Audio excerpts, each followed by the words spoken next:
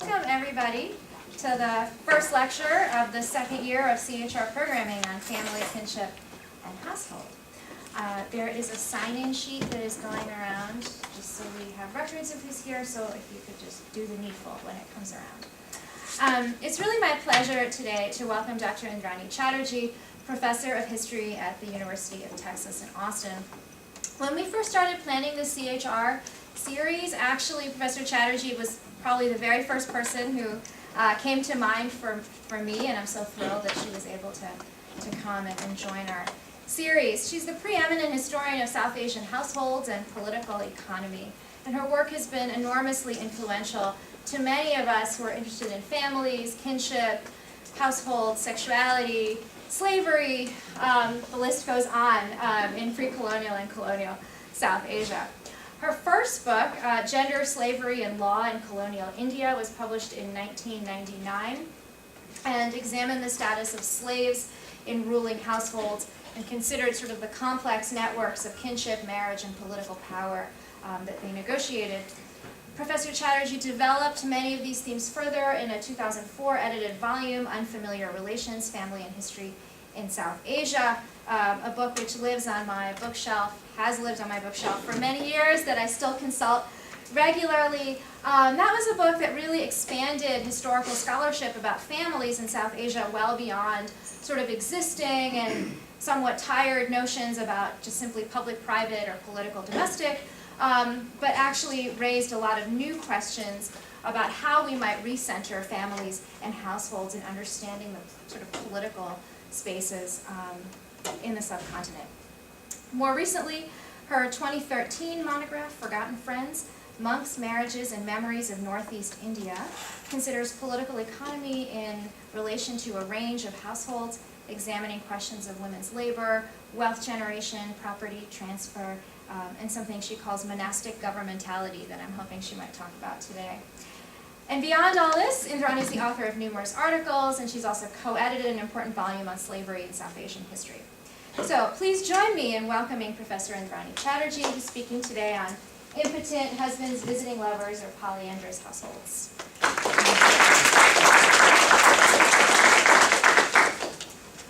Thank you, Michael. That was an extraordinarily gracious welcome, and I'm not sure I deserve such high praise.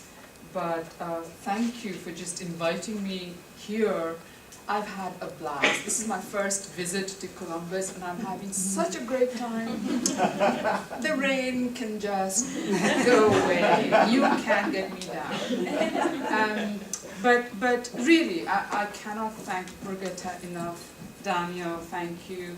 Thank you to everyone who was there at dinner last night. You gave me such a good time. And more here. So thank you for this Friday morning attendance. Today's talk, for those of you who may not be familiar with my book, is I'm sharing some new work in progress, so feel free to jump in and say things to me that I can then respond to. It's trying to return to a question that I haven't fully resolved. And it's a leftover from a region that I want you to focus a little bit on. This is Bangladesh. This is a modern map. This part is Indian Bengal. And this part is referred to broadly as Northeast India. In scholarship today, most of you, those of you who are familiar with post-colonial theory, history, South Asian history, will have read everything from this center. You may wonder what happened to the rest. Right? And there is a very good reason for what happened to the rest that I'm trying to explore here. What has happened is that mainstream historiography, political life, considers this region entirely, and I'm going to give you a phrase, the periphery of a periphery on the way to nowhere. So the periphery of a periphery on the way to nowhere. That's a phrase, okay? And for me, it's a complete condemnation or ignorance of enormous material evidence, literary evidence, some of which I'm going to share with you. But it's also actually an evocation and a question to me. What is that spatial imaginary that underwrites Indian historiography? Okay? And that is still a question that is driving me here, because if you forget the modern map and you are looking at the same region, just in terms of riverine networks, archaeological finds, you will find that these red dots go everywhere. They're not just limited.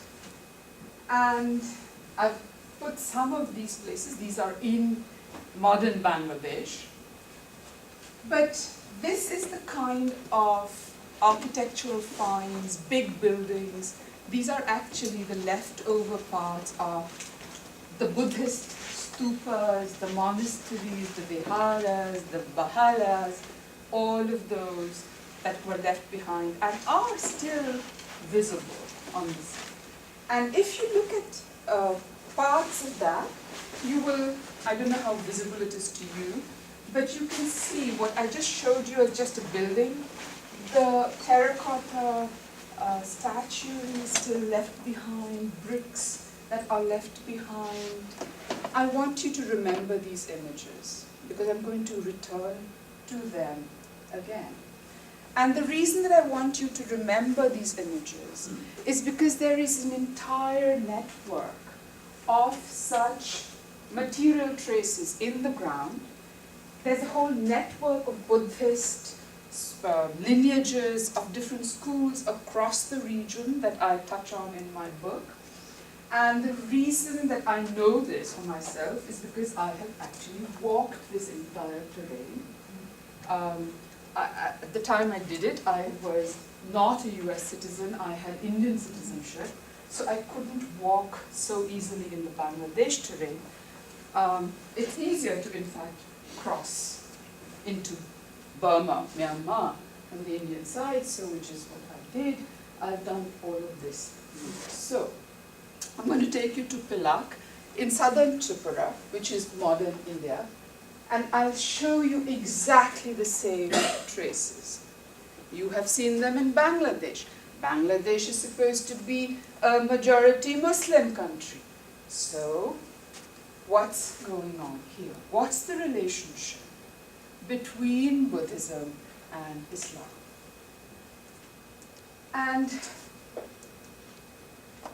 these finds tell us that the networks of Buddhists go across the region. So is it also then true that the networks of Muslims go across all the regions? And this is just a map to remind you that Buddhism, Buddhist monks from Central Asia, North India, and other places have come down the river routes and gone to Burma through this region. So we have to imagine this region that I'm walking through as actually a corridor in monastic geographicity. What do I mean by monastic geographicity? It means not a bounded space, but a network of connections between monasteries, monastic lands, grazing lands elsewhere, markets, settlements, in a dispersed but connected geography. That's what it refers to. And this is what I'm asking you to remember. Networks before nations, and I'm going to argue that those networks persist after the nation state as well. How did Islamic schools then travel in this same monastic geographicity? That's the question that haunts me.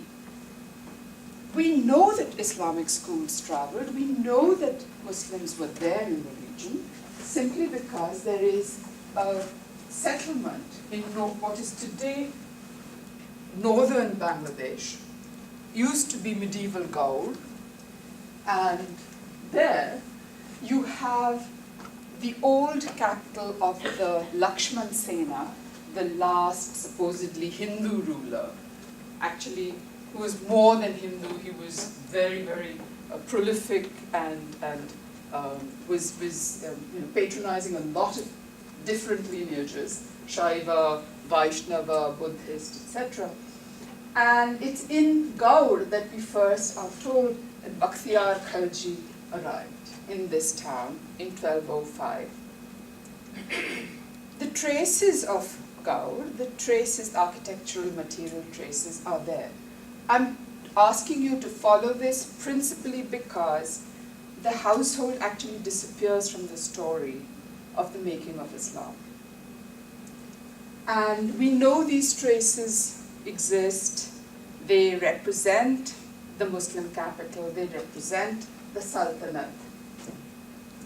We know that the southern and the northern Sultanate copy each other because we also had coins.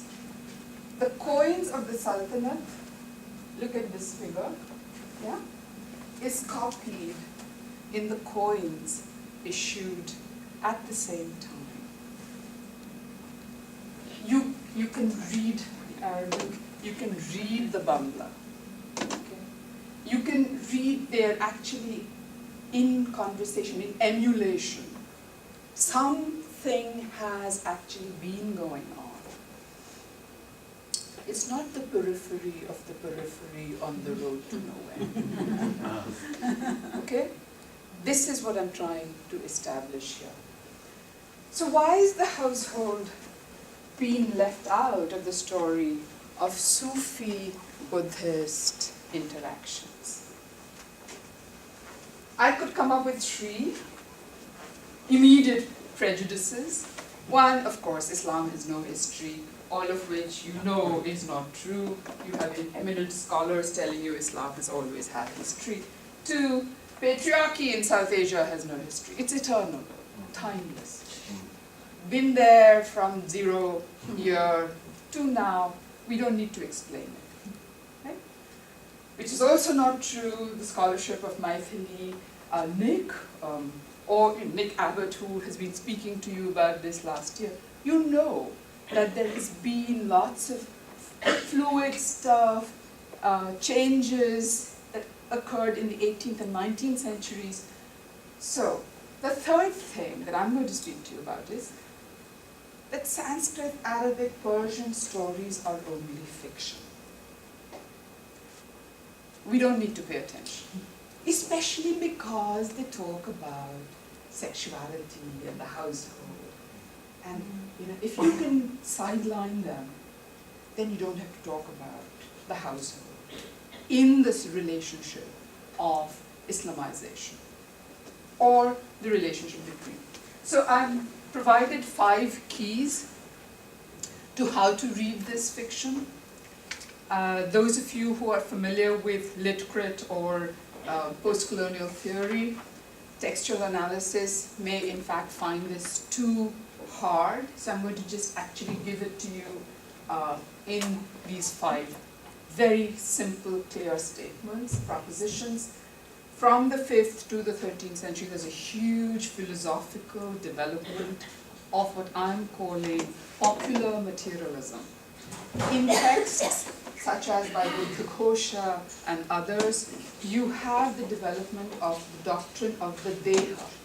What Lokayata means is ayata, the basis, loka, that is perception of the world on the basis of sensory perceptions, based on the body.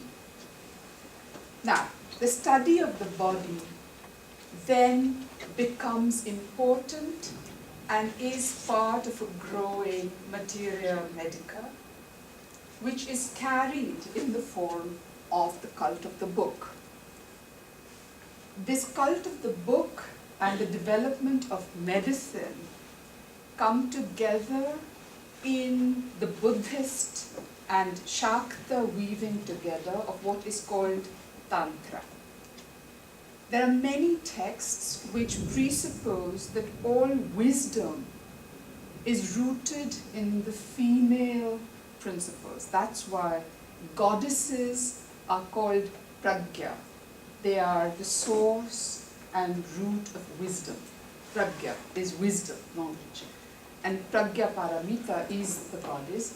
The cult of the book is associated with pragya paramita. And so what you have is the development of how to fend off death by smallpox, snake bites, by worshipping this particular goddess, Mahamayuri or XYZ. Now, out of this tradition of Deha Shastra or Lokayata and the cult of the book, you get a development in literary terms where long narratives are devised, which are supposed to be ritually performed, where women, goddesses are worshipped, and the narratives are about various men who resent them or resist them falling apart. Bad things happen till they cave in and begin to worship the goddess. All of these texts, this is what I'm studying as Mangal Kavya. This is the narrative tradition that develops in Bengali regional literatures, long narrative poems, all about goddess worships, or goddesses being worshipped in different ways. The training and composition of these texts are entirely conducted by monastic and within monastic master-student lineages. So we have in the same terrain in Central Asia, the Arabic and the Buddhist, side by side. Those of you who want to study this should read Elskvog, Buddhism and Islam along the Silk Route.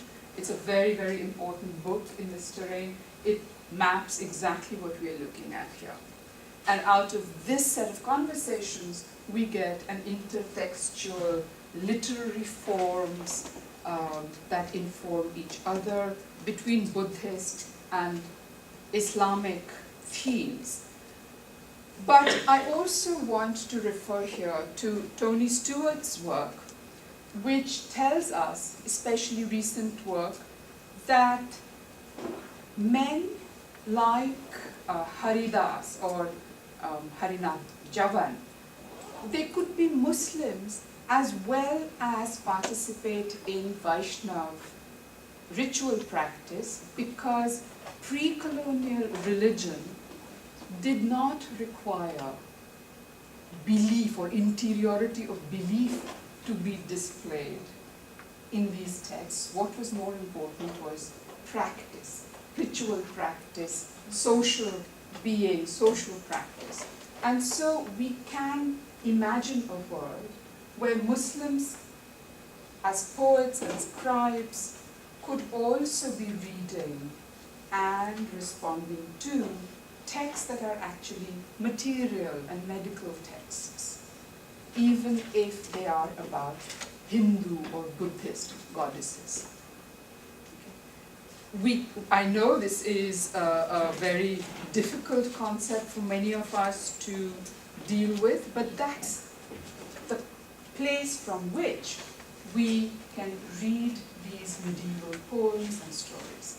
So I'm going to give you two examples of that which I have promised to talk about. One is contained in a Sanskrit biography. Sanskrit, okay? It's supposedly a classical text of a Sufi sheikh titled Sheikh Shubhodaya. Its composer was Halayuddha Mishra, a Brahmin author of a Vedic commentary. These are all classical Hindu Sanskritic models. And he's the minister of the governor of Gauda that I showed you in North Bengal in the late 12th, early 13th century. The purpose of the composition is very clearly to eulogize, to praise a Sufi sheikh, Jalaluddin Tabrizi. The earliest notice of this man, of the sheikh, comes from Siyar al-Arifin, a compendium of Sufi biographies compiled around 1530-36, 3 centuries after the sheikh's lifetime. According to this account, after initially studying Sufism in his native Tabriz, Jalaluddin left Baghdad around 1228, came to North India, was not very welcomed, and then came to Gaur, where he was very welcome, and he died there in 1244. Now, the verse narrative in Sanskrit may have been composed a little later or much later, we don't know, but chapters 6 to 8 are germane to this story. They give the sheikh an autobiography which involves variously explicit sexual themes, which are also lessons that the reader or the hearer is supposed to learn about the sheikh's ability to transcend the desires of the flesh. So the sheikh narrates that he was born in Ottawa, where a very rich merchant named Ramzan Khan sought him as a groom and took him into his home and fed him. The merchant's daughter, Aisha, then came into his room at night and propositioned him.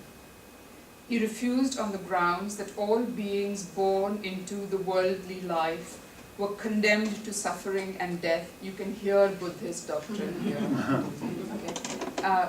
And he prefers to wander from place to place. The merchant's daughter did not take this refusal as permanent. She brought the matter, date rape reversed. Eventually she brought the matter before a qazi, where she alleges that the sheikh was her husband. The qazi believes her and ordered the sheikh to live with his wife. In private, then, we are told in the story that the sheikh worked out a deal with his unwanted wife, that she, the wife, would take the sheikh's younger brother, called Garib, as her husband and live with him. And all parties concurring with this resolution, the merchant then provided a boat and crew to the sheikh, who sailed away and came to India. So, if this is supposed to be a Sufi sheikh's explanation for the wandering, it sounds suspiciously like that imputed to a Sufi by a Hindu or a Muslim or Buddhist scribe. But it also reveres this Sufi. So you can see a dialogue both ways. That here is a Buddhist trying to say, this is why we should revere the Sufi sheikh, because he does exactly what Buddhist monks are supposed to be doing. Okay? So there's a kind of mirroring going on here. But if that is the case, then it is even more significant that what the household that the Sufi sheikh is rejecting has the alternative of polyandry or multiple husbands in play. Okay? That monastic possibilities coexist with polyandrous household possibilities in the same terrain. The reason that I am persuaded somewhat by this possibility is not just because the Sanskrit narrative tells us so. There is some amount of evidence of numismatics that has only recently been completed. So we now have the list of queens of this region that I've been looking at and walking through. So the coins from, say, 1464, you have to forgive me because this is a long list between 1464 and 1712. And every king or ruler who has issued a coin has a female name on the same coin from 1464 onwards, okay? So we have Ratnamanikya, the guy I just showed you his coins, Sri Srinarayan Ratnamanikya. He has a queen's name on his coin. Mukutmanikya, the list is endless and long. sometimes even 2 queens for 1 king. So we have Padmavati, who is the queen there, and he disappears and Padmavati then continues to be queen for Devmani. So initially when I studied this phenomenon, I thought, okay, this Padmavati is mother of, and so she continues as queen. Till I began to find other kinds of evidence that in fact Dhanya and Dev are brothers. So the same queen for 2 kings who are brothers. Have we been here before? Have we just heard that story? Right? And this I began to find happen. So Padmavati, Lakshmi, Lakshmi. I sort of tried to do the color coding to tell us how and what's going on here. There's even an uncle and a nephew who are related to each other. She did manage to get the husband to go off and her lover to be made king in 1638. So what we have is a terrain in which we are being asked to imagine a world where women are the power of their households. These men had committed polygyny. According to Ward, such Kuleen wives lived in adultery with many men simultaneously. If you're thinking polyandry, then it's not adultery. It's an ongoing system. It has a place in the world. From the 1840s, a Brahmin Pandit employed by the British government of Bengal as the principal of Sanskrit College, Ishwar Chandra Vidyasagar, elaborated this missionary critique, and by 1872 was providing long lists of names of such polygynous visiting Brahmin husbands. I'm tracking some of these households of visiting husbands, and I find that they come from northern India, from the foothills of the Buddhist societies. So, I'm appealing on their behalf now to detach ourselves from this default jump to patrilineal, unilineal, virilocality as the only place from which to think about the history of the households. I'm appealing to you to give up your attachment to social reform, South Asian households, and whatever. And imagine and reread the localize themselves Yes. and to adapt to Yes. local things. And so, when you look at, say, In Sing Ho's work about Yes. this, Yes. these huge diasporic networks, and it's really the ability to localize is in fact the flexibility of the Sufi network. So to use, so I just wonder what you would say about that in terms of these networks that are right. okay.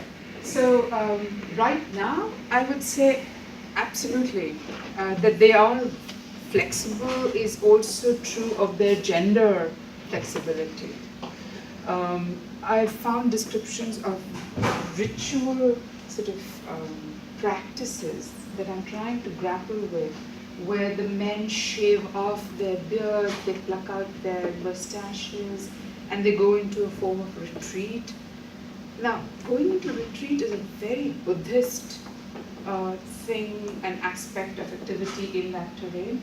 And you find men with names which are like not obviously any one thing, but they're coming from a Sufi land context. And they're doing this ritual on a yearly basis. So it's almost like they're resigning their manhood for this retreat period. Right? They take off everything, they take off all the signs of masculinity. They wear a single robe and they retreat. And then in 15 days they emerge again and are going back into the landscape. So I'm trying to think about flexibility, certainly, but not just in terms of local economies, but also in terms of the self that they're, I mean, the straightness of the men is not so obvious to me. And I think the person whose work has been influential in that regard has been Lean Basu, who actually followed these figures also around the Indian Ocean rim on the Gujarat side. And she found, Sufi pir-like figures wearing the kajal and dressed up as women and exercising claims to bigger capacity because they were both men and women. And that is a concept straight out of Shaiva cosmology. The Lord, who is half woman, is exactly the figure of Ardha Narishwara. The male Lord, who also has a female half, and is in that same icon. Right? So this is what makes the history of gender and sexuality more complex in the South Asian cultural terrain. It's never just, we're not just talking fluidity of gender here, we're talking about the fullness of gender. When people are going through that 15-day ritual, that's also what is happening. So coming back to manhood or coming back to female persona is actually giving up the fullness for limited lives in the world. Locally. Yes? I think I have a question related to that, which is about female desire in this, because you make a really compelling case that women are literally kingmakers, but also choosing different men to be with. And sometimes I'm curious who they're choosing to be with. If this is based on status, as it sometimes sounds like, or sexual prowess, or in a polyandrous situation, you not have to choose, and you can have one guy who's good in bed and one guy who has the capacity the status, or protect. Yeah. What No. does this desire look like? What we can see from these stories is that these are cohabitations, if you will, that are linear. Okay? Okay. So she's not going from one bed to another bed to another bed. I mean, they are in that sense serial monogamy. Okay.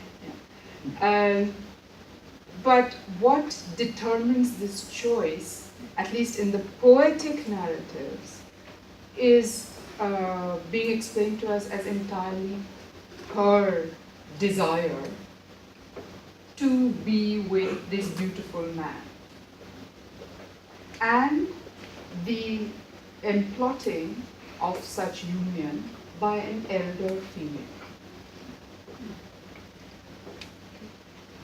It's not the men who are really the crux of the story here. The men are being invited in and accompanied out. Right.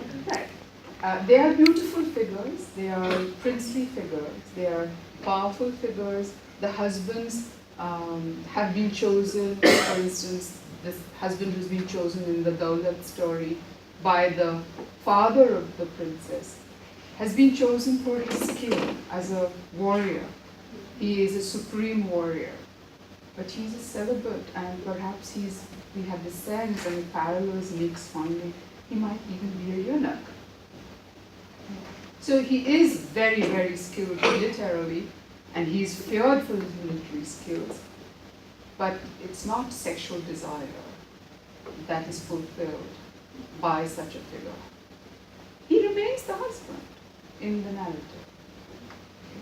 And he even comes to claim his husbandly rights and claims over his wife by going to battle with Lord.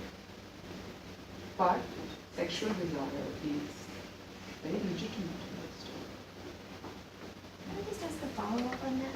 So that character, that figure, so is he not represented as sort of being inadequate then? I mean, what you just said right now sort of changed how I was thinking. Because first I was going to ask you, so he's the one who is described as Napunsak, right? Which okay, impotent, but then you also suggested transgender, and I'd be curious about like sort of where you got to that, like what was the intent? Ah, Yeah. right, okay. So, but then I was wondering, so then I was thinking, oh, so there's one man in these stories who's represented as somehow like inadequate sexually, you know, and then there's this other man, Lord, who comes in who's not. But then what you're describing, I'm wondering if that's true, because he's described as sort of adequate in so many other ways, right? Politically and militarily. So how does that, I'm just sort of curious, like how those, if we're gonna treat this as a way to think about histories of masculinity as well, like what would this tell us, right? This comparison between these two men, or like situating them alongside each other, in which this woman is kind of like figuring out and mediating which one she wants at a particular time. Does that speak to this history of masculinity? It does, absolutely. And for us, I think this is where the conversation needs to be expanded, perhaps. Because so far we've been talking about masculinity as though it is equated with virility. As though being priapic and sexually active is the crux of masculinity. What these stories are telling us is that that's not the crux of masculinity. That the crux of these poets and this world, masculinity may lie in superb set of skills of the warrior or the monk, because the narrative is actually doesn't tell us that the medical woman examined his genitalia. Basically, he's put through a set of tests by this guy where he shows all the signs of being in complete self-command. That he will not have sex with his wife. So all the descriptions of whether he's impotent, whether he is trans, whether he is, to my mind, perhaps a trans figure, does not take away from his being identified in the political register as male. He remains male. And I think that might speak to something that maybe you might be interested in, that eunuchs continue to be counted as men in this world. And they continue to therefore have households. All this time, the history of eunuchs in the political domain has suggested to us that the eunuchs were favored in the Islamic households principally because they could not have sex, and therefore they could go between the world of women and world of men, and they were revered for that setting. Maybe we need to broaden that conversation. If we see that the women, and in these kinds of households, trans and eunuch and impotent men continue to be counted as men, and that women are then given this other and co-terminal or co-equal option. You wouldn't call them savages, would you? I'm just getting this right, because the colonial state did. Yeah. This is fabulous stuff, and I have a lot of questions. Of course. The one that I will focus on for the moment, and to take the conversation in a slightly different direction. One of the things that really excites me about this is the way your work is problematizing the notion of region, and problematizing Bengal in particular, and putting it into this Tibeto-Burmese transmontane system rather than just the endpoint of the Ganga and the outlet to the Indian Ocean. Thank you for spotting that. This is such a big deal for me. And one of the things that I think, and I just want to hear maybe you talk more about this, is how do we start to use practices of household formation to sort of map our ideas of region sort of onto a new kind of geography of South Asia? Because one of the things that I'm sort of thinking about still is to what extent is this region somewhat exceptional? Because the sort of prominence of matrilineality is so strong, and yet in the 16th, 17th, 18th century, you have this intensifying sort of patrilineality within this kind of Mughal Rajput complex that's only sort of pushed even further with the intercession of the company. So I wonder if we might think about where sort of linguistic boundaries are sort of intersecting with practices of household formation, with political economy, in how we're thinking about sort of regional boundaries rather than, this, as you point out, these networks that transcend sort of geographic formations and kind of the colonial vision of geography. Yeah, that's a brilliant and very complex question, and thank you for that. I've been trying to do exactly what you said in your summary and succinct and eloquent beginning, which was that I am trying to take region away from where it's been. Here's a state boundary, and this is the history of Bengal that we were writing. Well, of course not. My first book was about households. It was complicating Bengal. The Bengali historian decided to ignore it entirely. Why? Because it was telling the story of a Shia Muslim household at its center. And they weren't having it. So it's never been taught inside Bengal. Never. Never. You will never find Partha Chatterjee citing it. You will never find Localisation referring to it. What's going on here? There is a regional imaginary in how they think Bengal works. And Muslims aren't from it. And second layer of this is that many of the people in the households that I was tracking were also from Africa.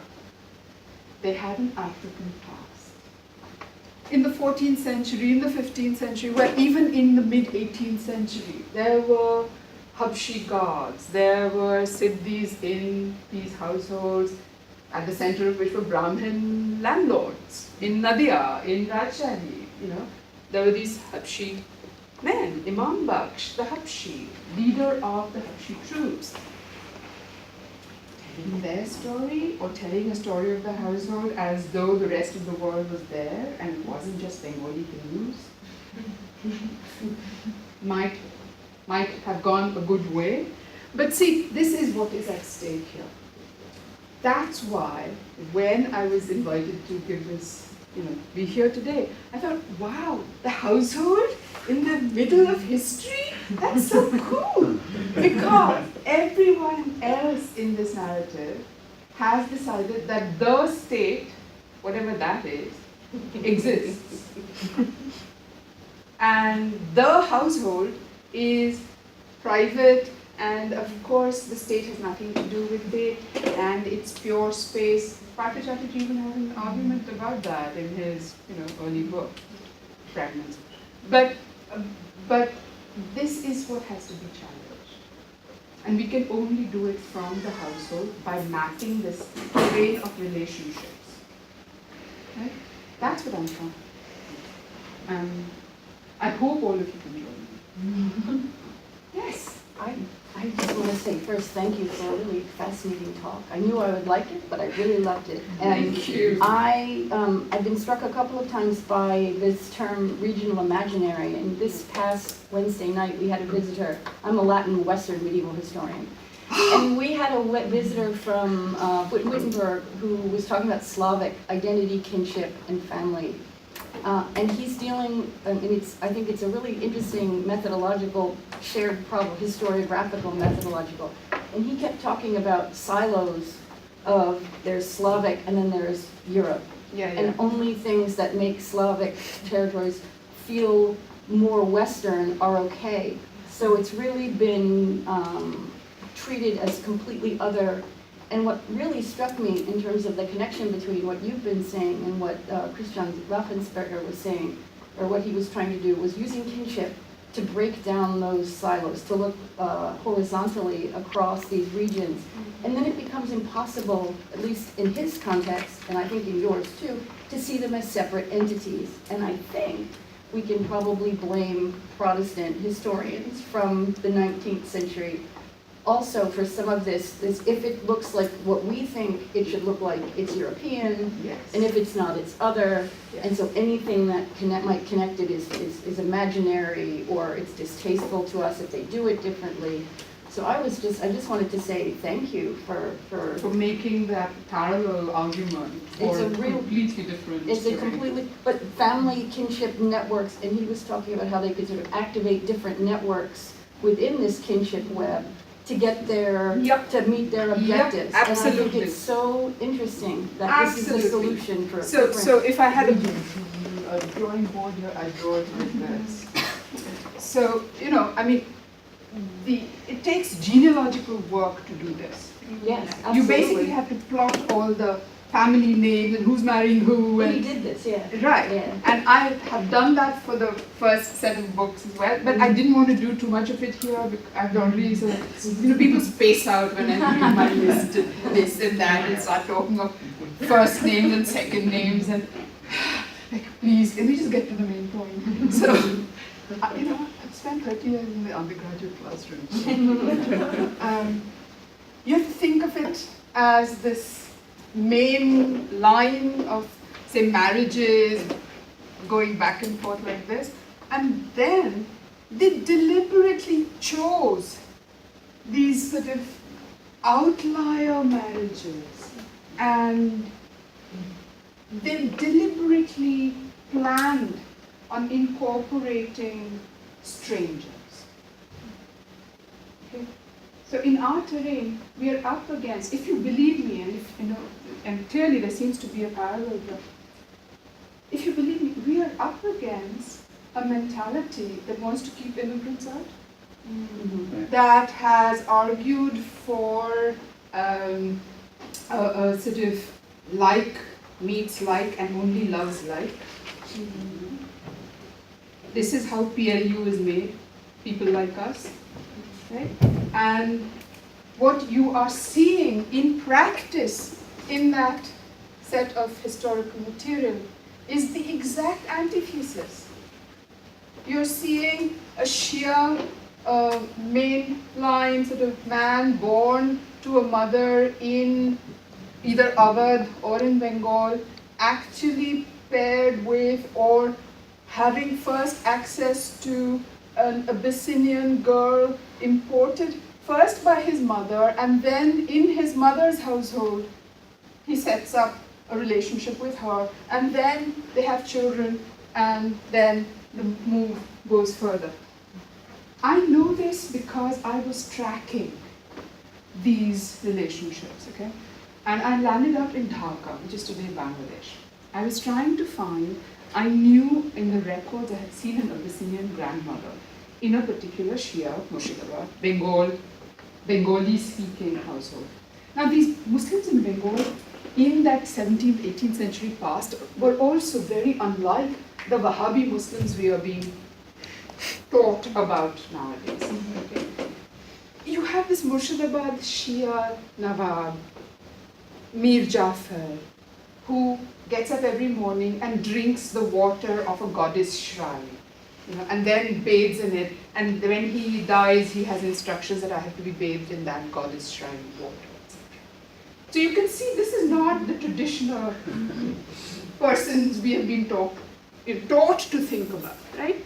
And it's this kind of household where he has an Abyssinian grandmother. So I go trying to find the Abyssinian grandmother because nobody has kept any portrait of her, there's nothing in the main house museum. I go to Dhaka. And lo and behold, Dhaka has had a civil war, there's been stuff happening. Bangladesh happened only in 1971, a lot of records have been destroyed. I've managed to get into a household where there is a family still living which has some memory. And in that terrain, you don't have interview one-to-one. Tell your IRB boards this, please. Because you go and you want to talk, the whole household will come and sit down and want to talk. Everybody has some sort of contribution to make to this conversation. And so I'm asking, do you have anything about Abyssinian Grandmother? After chai has been drunk and meats have been eaten, and this new incoming bride from Lucknow. Okay, we are in Dhaka. She's come from Lucknow, India. The transnational network is alive and well and kicking. She comes there, she sits down, and she says, "Oh yeah, my grandmother used to say there was a Gaitiara Begum." It's absolutely true, she's got the name right. Okay. But she's come from Lucknow and she's carrying that story. And then something happens. She either looks at some older woman's face and she shuts up. And then she gets up and says, "I have to look after the children." And she goes inside and she never comes back. And no one talks about Gaitiara Begum to me after that. So I'm given a leaflet which is a story about 1757. It had got nothing to do with Gaitiara Begum and Abyssinia or anything else. But basically, I'm being told that nationalist lines have been drawn. There are no Africans in our history. And don't you dare ask any more questions. So yeah, you may have your archival record. That's exactly what's at stake. So don't underestimate, or as Bush would say, don't misunderestimate. Yes. I'm just wondering, and I mean, I find it really interesting, this coexistence and fusion of the Islam and the Buddhism. I'm wondering if, again, we as historians are getting in the way and perhaps labeling something religion when it should be labeled culture? I don't know. Maybe. What do you think? A culture is also a loaded term. No, I know it is, but I'm just wondering if, I mean, because so many of these seem to be shared traditions, even if it's coming from one religion. I mean, it's being employed comfortably in another. Is it because, you know, like the idea of the Sufi journey or whatever is just such a great idea, well, let's all borrow it. So does it become more cultural than religious at that point in time? But because we're so dead set on separating these two today that we have to see them as religion instead of culture. That certainly sounds like the problem that is going on in our fields. But I would also say that, you know, that we have been taught to value purity in some form. Yes. And what you're not getting is pure practice. Right? You're getting all these mixed practices. Now, is this religion or is this culture or is this Islam or Buddhist? I don't know. But also, yes, it's true that as historians, we are getting in the way in that we are not bringing multiple lenses to this. And look at how our publishing works. We do monographs. We don't do intergraphs.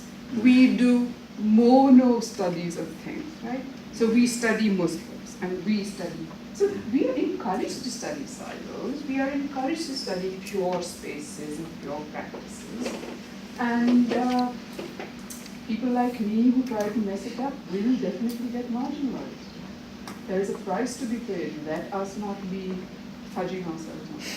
I just have to tell you, at this talk the other night, we got into a very similar discussion about the difficulties of trying to publish in the area of medieval Russia, which doesn't really exist. Is it European? Is it Asian? Is it history? Is it what? Just don't publish it. From textbooks to monographs. Yeah. If you try to include it, you're just shut out. You're told, we're not interested. Let's start. You should hang out with this poor Russian. Let's start a rebellion right now. Our lead. I was waiting for that somewhat optimistic ending to say, I think we are out of time. But I know that the seminar is to follow, and I think Professor Chatterjee might be willing to hang out for a couple more minutes if we want to have some one-on-one as well. Sure. So, thank you so much.